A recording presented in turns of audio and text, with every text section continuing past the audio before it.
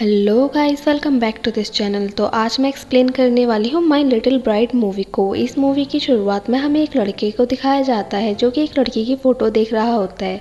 इस लड़के का नाम होता है सांगमिन। सांगमिन एक कॉलेज स्टूडेंट होता है जो कि अपने घर वालों से मिलने के लिए अपने घर वापस जा रहा होता है। जब वो एयरपोर्ट पर उतरता है तो वहाँ पर वो एक लड़की को देखता है और उसकी स्कर्ट के नीचे फ़ोटो लेने के लिए वहाँ पर अपना फ़ोन फेंक देता है। ये लड़की कोई और नहीं बल्कि वही होता है जिसका प्लेन में सांगमिन फ़ोटो देख रहा होता है और इस लड़की का नाम होता है बू योंग। बू योंग सांगमिन को यहाँ से पिकअप करने के लिए आई होती है। इन दोनों की फैमिली काफ़ी क्लोज होती है। जब ये लोग घर पहुँच जाते हैं तो बू योंग के दादाजी बू योंग और सांगमिन से कहते हैं कि उन्होंने और सांगमिन के दादाजी ने एक प्रॉमिस किया था कि वो अपने होने वाले बच्चों की शादी आपस में कराएंगे, लेकिन उन दोनों के बेटे ही होते हैं, इसलिए उन्होंने ये प्रॉमिस अपने आने वाली जनरेशन को पास कर दिया। इसका मतलब अब बू योंग और सांगमिन को शादी करनी पड़ेगी। बू ने शादी को करने से मना कर देती है क्योंकि वो कहती है कि मैं अभी हाई स्कूल में ही हूँ और सांगमिन का जवाब भी ना ही होता है। सांगमिन अपने फ्रेंड्स को बताता है कि वो शादी कर रहा है और वो बून के स्कूल के बाहर जाकर खड़े हो जाता है और वो बून और उसकी फ्रेंड को एक होटल लेकर आ जाता है यहाँ पर उसे शादी की बात करने के लिए, क्योंकि बून की फ्रेंड को कुछ भी समझ नहीं आ रहा होता है, इसीलिए इन लोगों को उसको सब कुछ बताना पड़ता है। बून के दादाजी नाटक करते हैं कि वो बहुत ज़्यादा बीमार है, इसकी वजह से वो सभी लोगों को शादी के लिए मना लेते हैं और बून भी अपने दादाजी की ऐसी हालत को देखकर शादी के लिए हाँ कर देती है। लेकिन बून बहुत ज़्यादा परेशान होती है और वो अपनी मम्मी से इस बारे में बात करती है और वो कहती है अगर स्कूल में सबको पता चल गया तो क्या होगा। तो बून की मम्मी कहती हैं कि तुम्हारे दादाजी मिलिट्री में तुम्हारे प्रिंसिपल के सीनियर थे, इसलिए वो सब कुछ संभाल लेंगे और कुछ भी पता नहीं चलेगा। इसके बाद हमें दिखाया जाता है कि सांगमिन बार में बैठकर ड्रिंक कर रहा होता है, तब उसके फ्रेंड्स उसका मजाक बनाते हैं शादी को लेकर। इसके बाद वो दिन भी आ जाता है जिस दिन इन लोगों की शादी होती है। तो बून अपनी मम्मी से बात कर रही होती है और वो कहती है कि दादाजी ने मुझे उल्लू बना दिया और इस वजह से मैं शादी करनी पड़ रही है। इसके बाद इन दोनों की शादी को दिखाया जाता है और यहाँ पर इन दोनों की शादी भी हो जाती है। अब नेक्स्ट डे ये दोनों हनीमून पर जाते हैं, लेकिन बून यहाँ से भाग जाती है और सांगमिन को अकेले ही हनीमून पर जाना पड़ता है और बून यहाँ पर रुककर अपने क्रश के साथ टाइम स्पेंड करती है। जब सांगमिन वहाँ पर पहुँच जाता है तो उसको वहाँ पर बून की फ्रेंड भी मिलती है क्योंकि बून के कॉलेज से यहाँ पर ट्रिप आया था। इसके बाद हमें दिखाया जाता है कि रात में बून अपने घर के बाहर खड़ी होती है तो सांगमिन वहाँ पर आता है और वो बून को देखता है। इसके बाद ये दोनों शादी का जोड़ा पहनकर अपने घर वालों से मिलते हैं। इसके बाद ये दोनों एक नए अपार्टमेंट में शिफ्ट होने के लिए जाते हैं। यहाँ पर हमें पता चलता है कि बून की मम्मी इस शादी से बिल्कुल भी खुश नहीं है। इसके बाद हमें स्कूल का सीन दिखाया जाता है जहाँ पर बून अपनी बेस्ट फ्रेंड को बता रही होती है कि वो अपने क्रश को डेट कर रही है, लेकिन बून की बेस्ट फ्रेंड ये जानकर बिल्कुल भी खुश नहीं होती क्योंकि वो भी उसको पसंद करती थी। इसके बाद हमें दिखाया जाता है कि सांगमिन और उसके फ्रेंड एक बार में बैठकर ड्रिंक कर रहे होते हैं और सांगमिन बून को फ़ोन लगाता है उसको ऐसे ही परेशान करने के लिए और उसको बार में बुला लेता है और वहाँ पर बुलाकर उसको चिढ़ाने लग जाता है। बून गुस्सा हो जाती है और यहाँ से जाने लग जाती है, लेकिन सांगमिन की वहाँ पर एक सीनियर होती है तो बून को समझाते हुए कहती है कि लड़के जिनको पसंद करते हैं वो उन्हीं को चिढ़ाते हैं।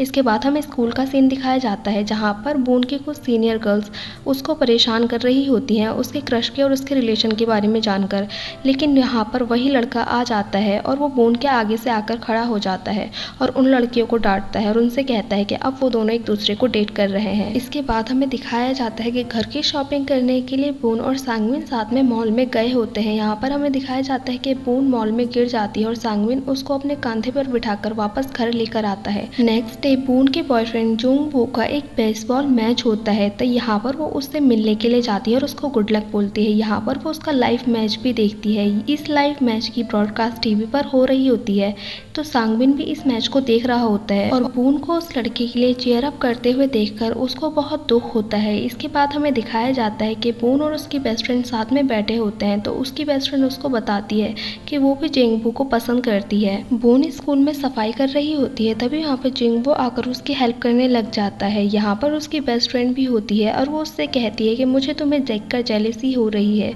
क्योंकि तुम्हारे पास हस्बैंड और बॉयफ्रेंड दोनों ही है। इसके बाद हमें दिखाया जाता है कि एक लेडी आकर सांगमिन को बताती है कि उसको उसकी वाइफ के स्कूल में एक टीचर की जॉब मिली है और वो भी आर्ट टीचर की, लेकिन वो अपनी वाइफ को ये बात बता नहीं पाता यानी कि बून को। अब बून सांगमिन को अपनी क्लास में देखकर चौंक जाती है। इसके बाद हमें दिखाया जाता है कि यहाँ पर एक टीचर मिस किम सांगमिन के पीछे पड़ जाती है और वो नेक्स्ट डे उसके लिए लंच भी बनाकर ले आती है। बून को ये देखकर जेलसी होती है और गुस्सा भी आता है। इसके बाद हमें दिखाया जाता है कि मिस किम एक दिन बिना बिना बताए ही सांगमिन के घर पहुंच जाती है और वहां पर बून भी होती है। वो मिस किम को देखकर पर्दे के पीछे छुप जाती है, लेकिन जैसे ही मिस किम को पता चलता है कि वहां पर कोई है तो बून अपने ऊपर पर्दा डालकर बालकनी से कूद जाती है और यहाँ से भाग जाती है। नेक्स्ट डे स्कूल में कुछ लड़कियां सांगमिन से उसके फर्स्ट लव के बारे में पूछती है तो सांगमिन उसको बताता है कि 3 साल के मिलिट्री करियर में मुझसे एक ही लड़की मिलने के लिए आती थी और वही मेरा फर्स्ट लव है। और इसके बाद वो ये भी कहता है कि शायद उस लड़की को पता ही नहीं है कि मैं उसको कितना प्यार करता हूँ। यहाँ पर बून सोचती है कि वो अपनी सीनियर के बारे में बात कर रहा है।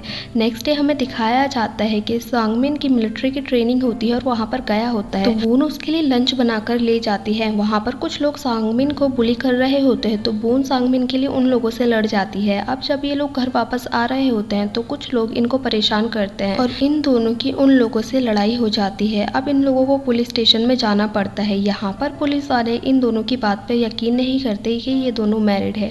इसके बाद प्रिंसिपल और मिस किम को यहाँ पर बुलाया जाता है ताकि वो इस बात को प्रूव कर सके।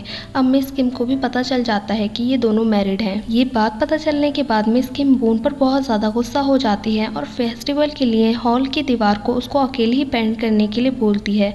अब बून की बेस्ट फ्रेंड आकर उसके यहाँ पर हेल्प करती है और ये दोनों मिलकर वॉल को पेंट करने में लग जाते हैं। इसके बाद जब ये दोनों थोड़ी देर के लिए बाहर जाते हैं तो यहाँ पर सांगमिन आकर उस वॉल को पेंट करने लग जाता है और यहाँ पर स्कूल की कुछ लड़कियाँ उसको पेंट करते हुए देख लेती हैं। रात को सांगमिन की मॉम इन लोगों से मिलने के लिए आती है और खाना भी बनाती है। अब सांगमिन बून को चिढ़ाने के लिए अपनी मॉम से कहता है कि मैं आपके खाने को कब से मिस कर रहा था और सांगमिन अपने फ्रेंड्स के साथ मिलकर उस वॉल की पेंटिंग को पूरा करता है। इसके बाद हमें दिखाया जाता है कि बून का भाई अपनी गर्लफ्रेंड से मिलने के लिए जाता है एक जगह पर और वो अपने फ्रेंड्स को रिकॉर्डिंग करने के लिए दे देता है।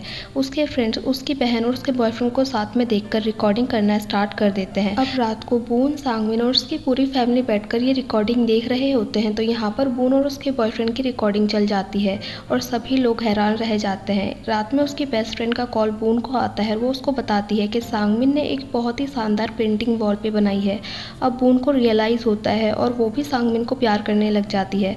अब नेक्स्ट डे वो स्कूल जाती है और अपने बॉयफ्रेंड से कहती है कि पहले वो बहुत सेल्फिश थी लेकिन अब उसको रियल लव की वैल्यू पता चली है और वो उसके साथ ब्रेकअप कर लेती है। अब एक लड़की स्टेज पे जाकर सभी को सांगमिन और बून की शादी के बारे में बता देती है, लेकिन यहाँ पर सांगमिन आकर सबको बताता है कि ये शादी बून की मर्जी के खिलाफ हुई है और उसने बस अपने मरते हुए दादाजी की इच्छा पूरी करने के लिए शादी की है और वो इस शादी में नहीं है। और वो कहता है कि आप सब लोग उसको इस शादी के लिए तंग ना करें और वो अभी भी एक हाई स्कूल की स्टूडेंट है। और वो ये कहकर यहाँ से जाने लगता है, लेकिन तभी बून स्टेज पर आती है और उसको अपने प्यार का इजहार करती है और सभी लोगों के सामने सांगमिन को आई लव यू कहती है और इसके बाद ये दोनों एक दूसरे को हक करते हैं और ये मूवी यहीं पर एंड हो जाती है। सो गाइज, अगर आपको ये मूवी अच्छी लगी हो तो लाइक करें, शेयर करें और कमेंट करें और सब्सक्राइब करें इस चैनल को ऐसे ही मज़ेदार वीडियोस को देखने के लिए।